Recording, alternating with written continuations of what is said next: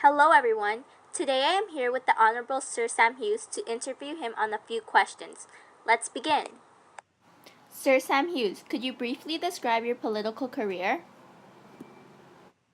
In 1892, I was elected to the federal government, was in politics for 30 years, and I represented Victoria, BC.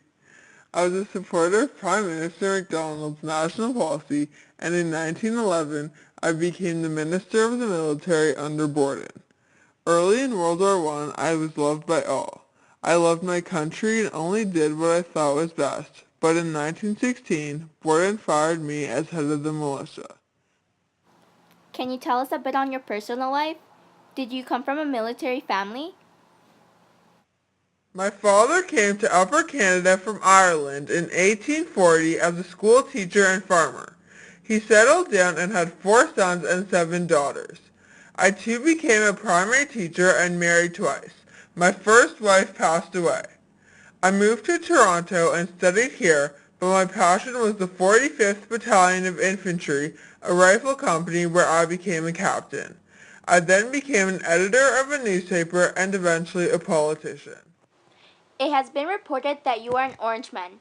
What are your beliefs as an Orangeman?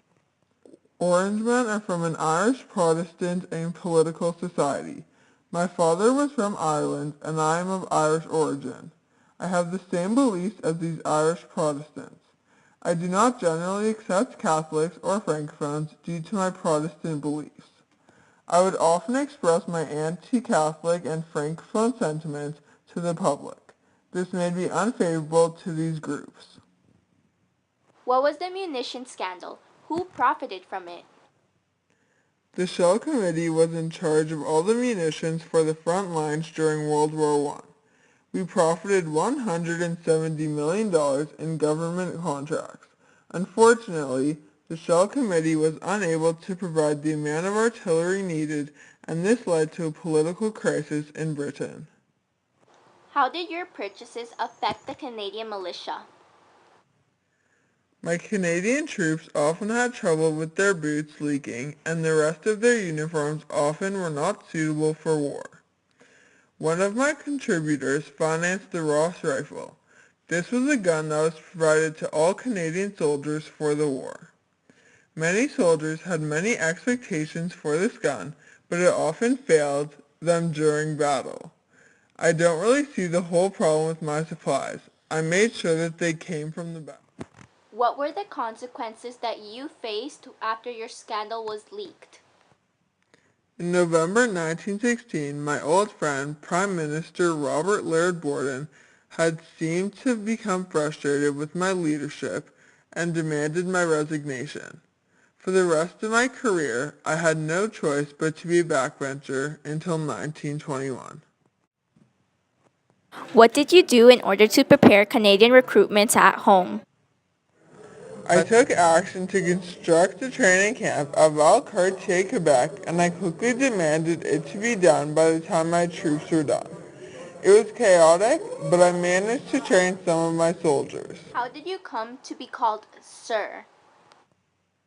I organized an entire troop of 33,000 volunteers to be sent to England to help with the fighting. This camp was organized in Quebec and was difficult to manage, but Prime Minister Borden recognized how important my efforts were. In August 1915, I was knighted as Knight Commander of the Order of the Bath. Overall, you had many scandals in your career: munition scandal, Ross rifle, being fired by Borden, and many incompetencies.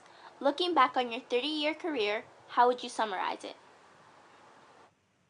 I was a great politician and a great military leader. I made some mistakes, but I recruited many volunteers and was so good at my job that I was awarded a knighthood. I love my country and tried to make sure that all those I knew did well in a horrible war. Thank you, Sir Sam Hughes, for joining us today. We would like to thank Andrea Duarte and Vanessa Laham for this interview.